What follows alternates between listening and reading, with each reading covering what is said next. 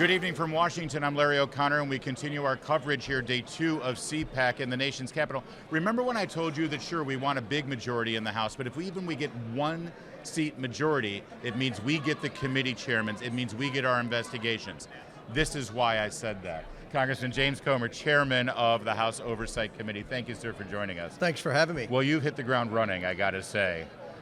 We have. There's no shortage of oversight that's needed in this town. Yeah, so far, I think in the first 2 months here, what has stuck out to you in terms of, frankly, has anything surprised you yet in these committee hearings? I've been surprised, as you can imagine, by the fierce opposition by the White House just for basic requests. I mean, we certainly have a right to know how our tax dollars are being spent. I mean, they are rejecting every simple request that we have as an oversight committee, and I think people see we're a substantive oversight committee. We're trying to actually identify waste, fraud, abuse, and mismanagement in the federal government, in addition to doing the investigation. So I've been surprised by that. I've been surprised by how much the liberal media has defended this administration's lack of transparency. Yeah, I got to tell you, I think it's so important when you talk about the investigation into what is now shorthanded as the Hunter Biden laptop, because everybody thinks that it has to do with Hunter Biden and smoking crack and all the other things we've seen there. But you specifically said this is an investigation of President Biden,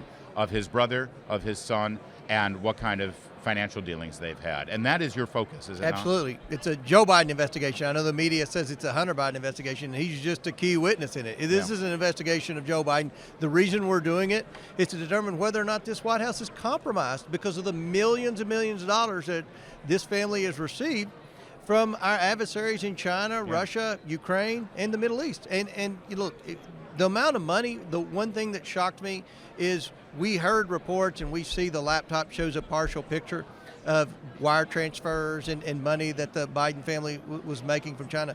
But what we've learned early on in the investigation is that dollar amount was much more.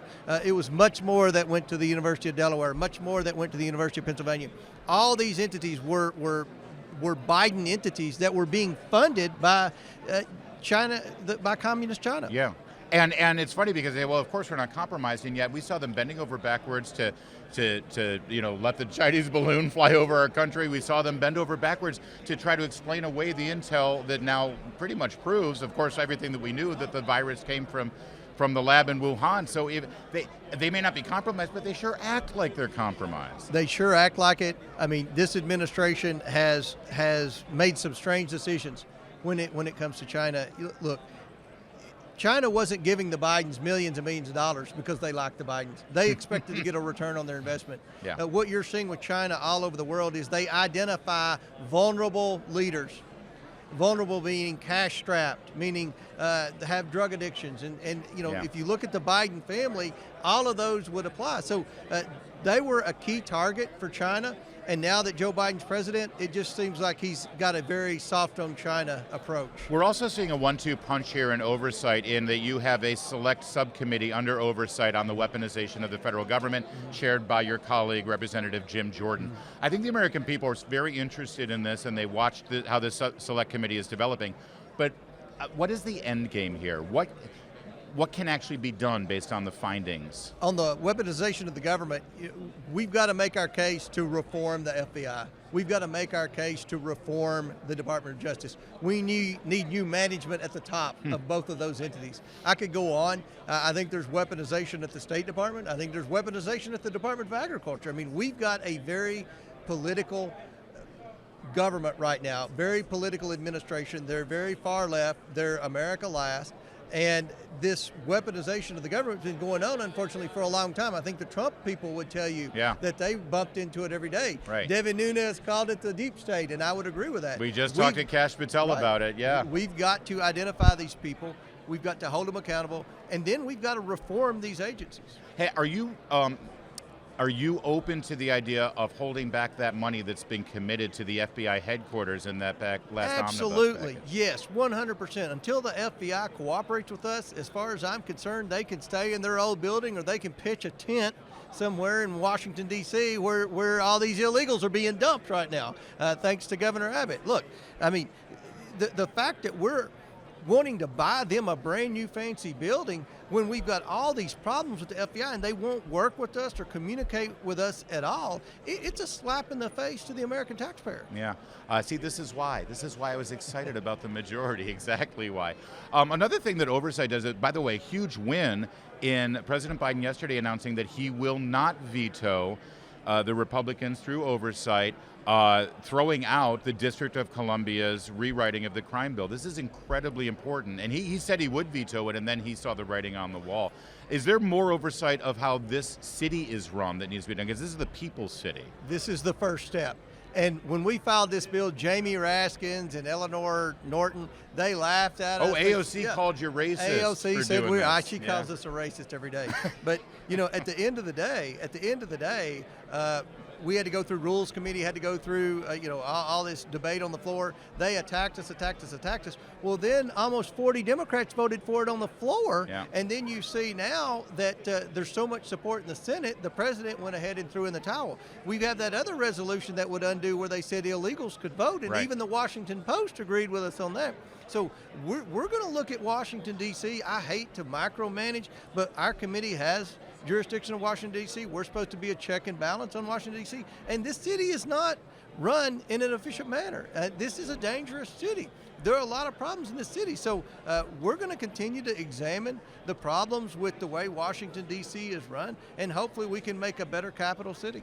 I have to say, I want you tell me, are you surprised, delightfully surprised, that Democrats in the Senate are actually cooperating on some of these things? They get it, they see it, and also they have to win statewide. They have to run statewide. You Yeah. see Tester and Manchin were the first two. They're the first two on the ballot. Mm-hmm. They're the most vulnerable Democrats. Look, they got the message in Chicago with Mayor Lightfoot getting beat. That wasn't supposed to happen according to the polls I saw. So crime is a big issue even with Democrats, and they're starting to see that. So much of oversight has to do with waste, fraud, and abuse, and we hear it all the time. We can cut waste, fraud, and abuse, waste, fraud, and abuse. Nobody ever tries to cut waste, fraud, and abuse. Where are you looking right now? We're looking at everything. I had a long call with Jody Arrington, who's chairman of the Budget Committee yesterday. The good thing about this debt ceiling that's coming up, it's forcing us to move quickly on trying to identify waste, fraud, and abuse. One of the first hearings we had was on the pandemic spending. There's a bunch of unspent COVID funds still out there. Now imagine that. There was so much money printed by the government can't spend it fast enough. Yeah. Obviously the government doesn't need it. That's a good place to claw that money back. So, we're making progress there. We've examined we've figured out that the federal workforce, that the OPM, and we're bringing them in for a committee hearing next week, they accidentally paid $1 billion too much in benefits to employees who weren't eligible to receive benefits. So, just having a Republican administration in place, a Republican Oversight Committee in place, we've already seen that COVID did come from the lab in Wuhan, that the laptop was real, and that all these things are coming forward. Yeah, you know what? We did waste this money here. We overpaid this. I think we're going to learn more about waste, fraud, and abuse just by the virtue of us having that gavel. Real fast, we only have about 30 seconds. Anthony Fauci, will he be having an appointment under oath in front of your committee? Absolutely, but we want to hear from everyone that was involved in any type of decision making with respect to what went on in that Wuhan lab first. And I think he saw our strategy, Yeah. and I think that's why the Department of Energy and the FBI director wanted to come clean. He will be in front of the committee. He's going to have a lot of explaining to do. It's going to be a good year. It's going to be a good year because of this man and his committees and subcommittees. James Comer, Oversight. Keep it here. There's more to come. Live from CPAC. It's O'Connor Tonight.